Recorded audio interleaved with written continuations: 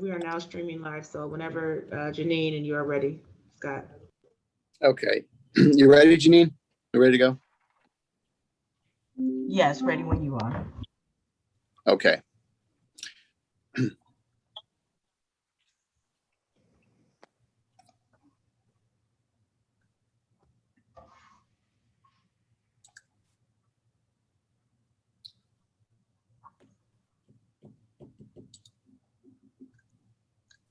Okay, the Cuyahoga County Public Works and Procurement and Contracting Committee will be called to order for June 2nd, 2021. Roll call, please.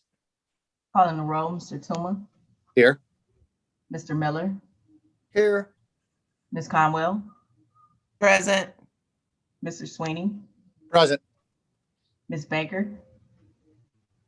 Ms. Baker is absent at the moment. There is a quorum. Okay. Madam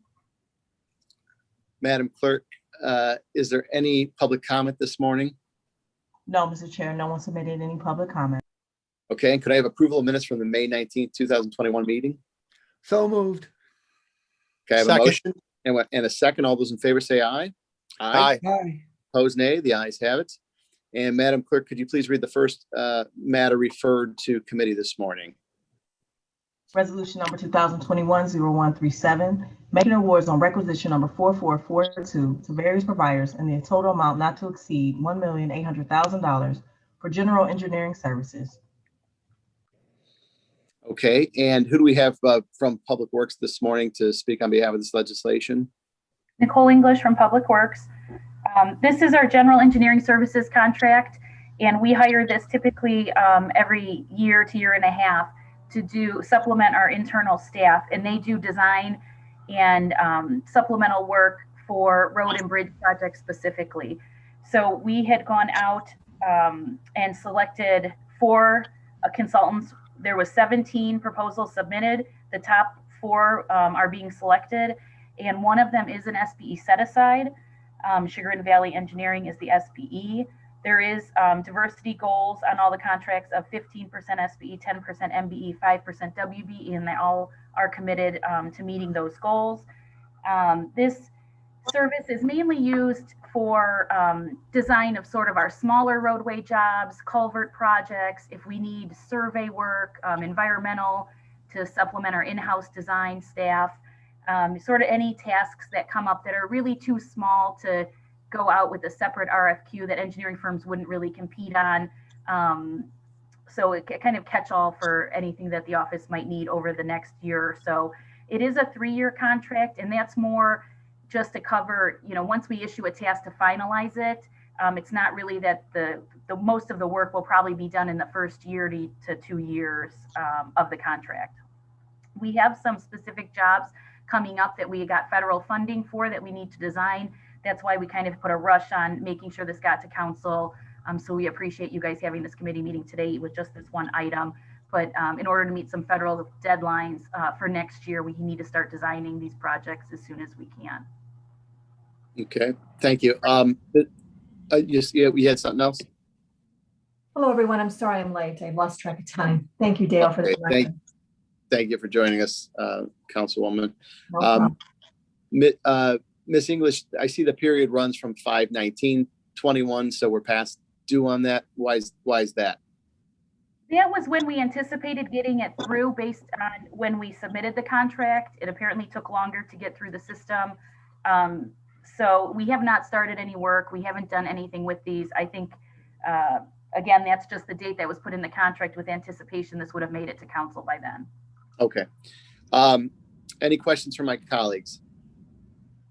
Mr. Chair. Ms. Conwell. Through the chair to Ms. English. So can you touch base why these didn't go to Board of Control? Because we put them out as one RFQ, and so when you add them together, they're 1.8 million, even though they're separately 450,000. So OPD says that since it's a combined RFQ, that total value is what drives the legislation. I know. Have we done this in the past with these? Yes. Okay. Thank you. It just never caught my attention. Thank you.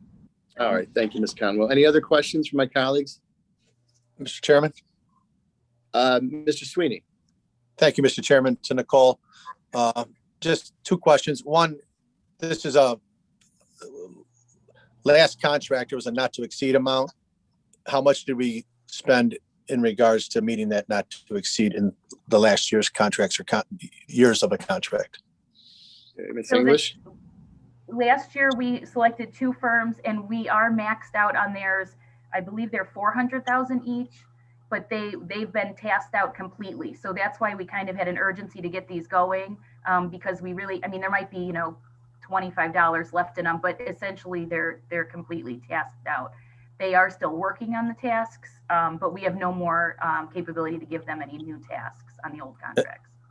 And that's good. That's why you got four now, and the 450 should give you enough to handle.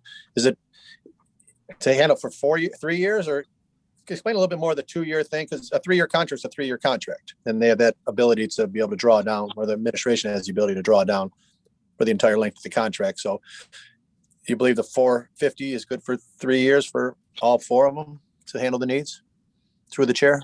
We'll put the 3 years on them just because we want to be sure that they're able to finish their tasks and they can bill and we can pay them for the work. But most of the work gets tasked out in the first year to year and a half. And so that's kind of claimed the balance of the contract, and then they'll work through it as the year goes through. So that's why you'll see these on an annual basis, but they do have a longer period because, again, design takes a little bit of time. When the projects go out to construction, we like to still have the designers on board in case there's questions or anything. So you still have them under contract, but really the majority of their work is done and paid for in the first year to 2 years on these contracts. Absolutely. Thank you for that explanation. I'm going to just ask a little bit more, but don't we have projects coming every year? So this year there'll be one that they do up front work, and then the next year the second half of the next year, but then they'll ease out. But isn't there another project coming that will start? And so that's my question is, the projects are never going to not start or stop. In 3 years for this contract at 1.8, I'm just wanted to get a fuller explanation of the rationale of why would they stop coming? Does that make any sense? We want to try to limit it so that we select new firms, every year or so, so that we have the capacity as the new projects come, we can get new firms on board. Sometimes you'll see the same ones based on how they score, but we like to do this annually. There's enough work that keeps coming that we put this out every year to the consultants to hire, do a new contract. And so really it's the ones that we select today. They're going to start working on tasks, immediately next week once this is approved, hopefully. And their tasks will kind of take up most of their contract with their tasks. And then come next year, we'll pick new consultants for the new projects that start rolling in. There is some lakefront work that we want to try to get done as part of these contracts. And again, like I said, those federal aid jobs, that's why we had 4 this year at 450. It's a little bit beefier than we have had last year, because we do know that there's kind of a surplus of work coming up for these contracts this coming year. I don't know if that makes more sense. I might go offline and try to understand this a little bit more in depthly, because a 3-year contract, we're selecting these vendors for 3 years, and it seems like the next year we're going to be selecting more. Is it going to be another 3-year contract? So I'm just have to get a deeper grasp on it, because if it just have to understand it more. But thank you. My other question is, when you through the chair, is when you said the companies are committed to the MBE, and SBE stuff, is that obligated, or what's the definition of committed? If they don't reach it, are there penalties, or if it's committed, meaning we're going to try really hard? So in our current legislation, it's still listed as a goal. So they have committed to meeting the goal. Again, this comes out of OPD, so they're the ones who kind of track the percentage. The different part of this is because it is an RFQ, it's not a straight bid. So they just tell you, they know what kind of work would be maybe coming up, and they say, okay, we have, an MBE firm to help us with survey, and we have a WBE firm that we're going to use for environmental work. Now, depending on the tasks that we give them, could change, how much work they're giving to those companies that they have on their subs. But as far as a penalty goes, at this time, I don't believe the county's doing anything to penalize. I would think that the new department and Lenora's probably going to be looking at, enforcement, and I don't want to speak for her, but is what comes next, since they are still set as goals in the contract, not actual requirements. Yeah, requirements and goals are two different words, and committed and obligated are two different words. And we just we know the direction that the county executive and council wants to go. And I look forward to continuing trying to get the disparity and equity up and moving forward. So thank you, Mr. Chairman. All right, thank you. I understand Lenora Lockett's on the line. Maybe she could explain the difference between a goal and a requirement. Well, I know what it is, but I just wanted to make sure I'm asking the question. I don't need if it's for me, I'm familiar with it, but when she said committed to, I was just trying to have a little more beefy of a discussion on the word committed, and I got my answer. All right, that's fine. Sorry, Lenora. Okay. Unless you want to add something, I don't, Thank you, Chairman. This is Lenora Lockett. Yes, as Nicole stated, at this point, because it's the RFQ and it's general engineering services, the vendors do not know exactly what scope of work will be authorized under this contract. So what they do when they do their RFQ, they submit a team, and they detail on their team the composition by, if it's an MBE owned, diverse, or a WBE owned vendor, and that's how they're supposed to meet the goal. So what we will be monitoring, or we will require, if that, as Nicole mentioned, if surveying work is authorized to, let's say, vendor A, and when that work is authorized under that contract, they're supposed to use the MBE that they allocated, or the WBE that they allocated as the vendor to be used for the survey component. So when they make their bid or their proposal, their qualification, they state for maybe bridge design, I'm going to use vendor A, which may be a WBE. They might recommend that they're going to use a MBE that's for roadway design. So if those services are authorized under that contract, then they would be required to we would expect them to comply and use those vendors to meet those goals. But as Nicole mentioned, if, for instance, let's say vendor A had a road and bridge MBE and a WBE for a survey company, but for whatever reason, it was determined that they were going to do, I don't know, stage 2, bridge level 2 design.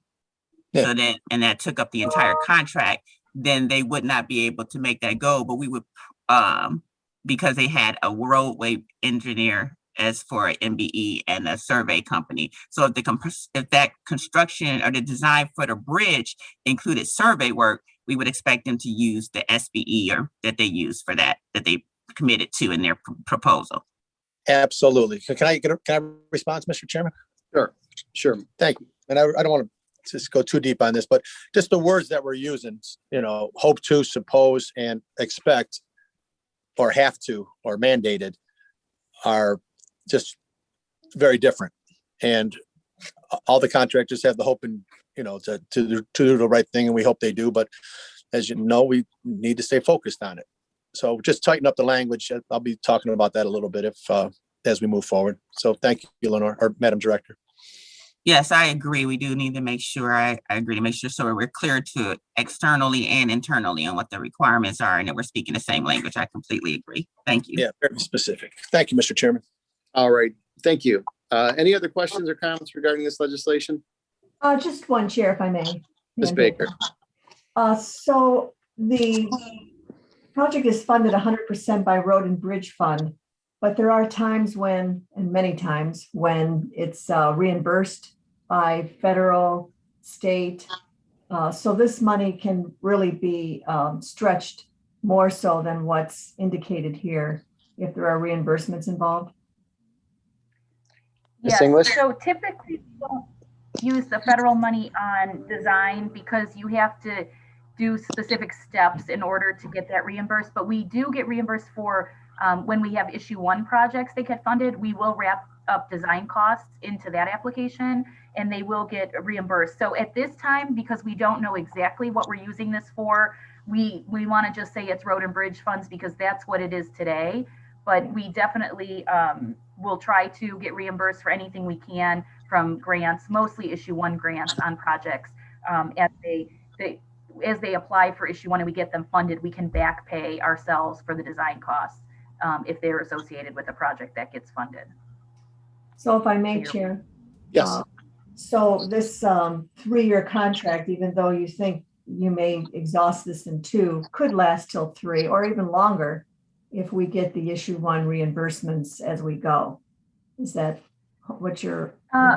We still, it wouldn't make the contract value bigger. It would just take away the road and bridge contribution and replace it with issue 1, because in order to increase the full contract value, we'd have to come back for an amendment. So we typically don't do that.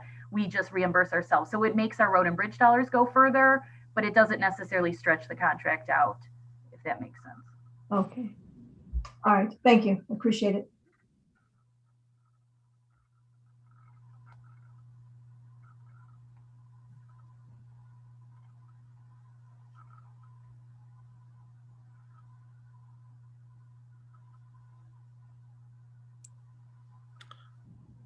I think Councilman Toon was on. Mr. Chair, are you froze? Yeah, I think we have some freezing here. Unmute. He's He's on mute. talking, but he's Scott, you're on muted. You're muted, Scott. Okay, sorry about that. All right. Hey, we've only been doing this over a year, so give me a break. So I'll make a motion for second reading suspension on this. Do I have a second? Second, Conwell. Okay, we have a motion and a second for second reading suspension on R 2021-0137. All those in favor say aye. Aye. Opposed, nay, and the ayes have it. Thank you, Miss English. Is there anything else with respect to any miscellaneous business for the committee this morning? Nope. Okay, seeing none, I'll make a motion to adjourn. Do I have a second? We have a motion and a second to adjourn. All those in favor say aye. Aye. Opposed, nay. The ayes have it. And Public Works Procurement Contracting Committee will adjourn at approximately, I don't know what time it is, 10:18 a.m. All right. Thank you, everybody.